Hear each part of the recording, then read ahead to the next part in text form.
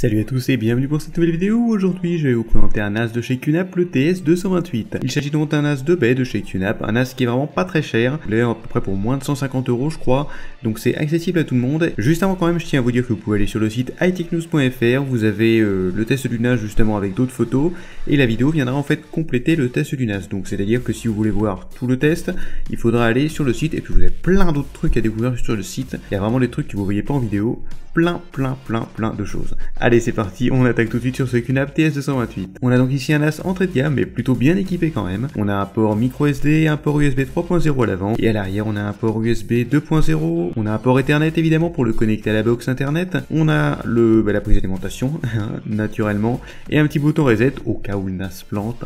Mais voilà. L'avantage de ce NAS c'est qu'il va vous proposer un petit cloud personnel, un petit cloud maison si vous voulez. Vous avez une clé cloud au dos avec un petit QR code que vous allez venir lire avec votre smartphone, sur iPhone, sur Android, sur tout ce que vous voulez. Vous avez juste à avoir la petite application Flashcode ou une autre application. Après sur iPhone, sur iOS 11, je sais que ça le fera automatiquement avec l'appareil photo. La petite clé cloud, bon évidemment la mienne je la cache parce que j'ai quand même mes données qui sont dedans maintenant. Donc bon, voilà. Pour entrer les disques durs, donc on a une petite vis en dessous du NAS, on va venir dévisser comme ceci. Et ensuite, hop, on ouvre le NAS. Alors c'est tout en plastique, donc vous n'allez pas le faire en égyptien, faut faire assez attention donc quand vous ouvrez. Et vous faites bien attention à pas mettre les doigts sur la partie haute parce que sinon ça s'ouvrira pas. Voilà, donc là vous avez l'intérieur du NAS avec le disque dur. Alors moi c'est un Seagate, c'est un NAS HDD justement, voilà, disque dur de NAS. Donc c'est parfait, hop, Seagate 2 Tera. Alors c'est mon disque dur, ça c'est mon disque dur personnel, donc j'y fais quand même assez attention. On va venir le mettre comme ça bien délicatement. Une fois qu'il est posé, on va appuyer un petit peu, hop, pour bien l'enfoncer dans les connecteurs. Et une fois que c'est bon, une fois que ceci est fait, il ne reste plus qu'à venir chercher les petites languettes. On a deux petites languettes, une pour la gauche, une pour la droite. C'est marqué L et R, left et right dessus, donc pas trop de soucis. Cet accent anglais, t'as vu?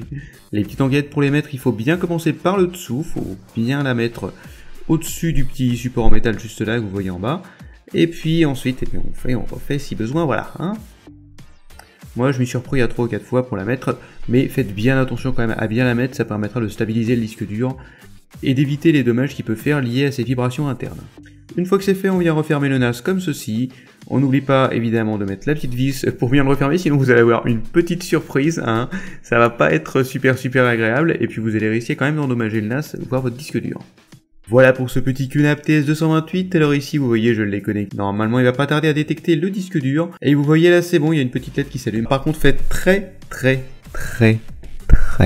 attention quand vous mettez le disque dur.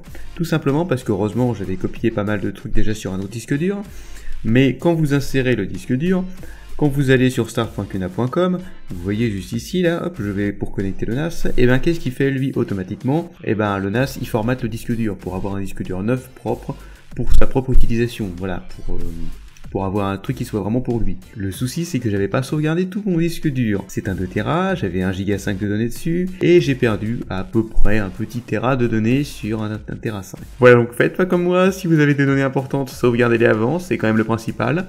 Heureusement, j'avais recopié toutes mes vidéos, tout ça dans un disque dur, ça c'est bon, y a pas de souci. Maintenant, je vais être bon pour reformater intégralement mon disque dur et puis pleurer en perdant toutes mes données que j'avais dessus. Définitivement, voilà, c'est pas grave, ce sont les aléas des tests, ça arrive, tant pis. J'espère en tout cas que cette vidéo vous aura plu et ce NAS aussi, bien évidemment. N'hésitez pas à me suivre sur Facebook, sur Twitter, sur Instagram et à aller sur le site hightechnews.fr, comme je le rappelle, à répondre un petit peu à la petite question. Tiens, si vous regardez cette vidéo jusqu'au bout, combien de données j'ai perdu? Dites-moi un petit peu. Voir si vous avez suivi. Allez, salut à tous, à la prochaine.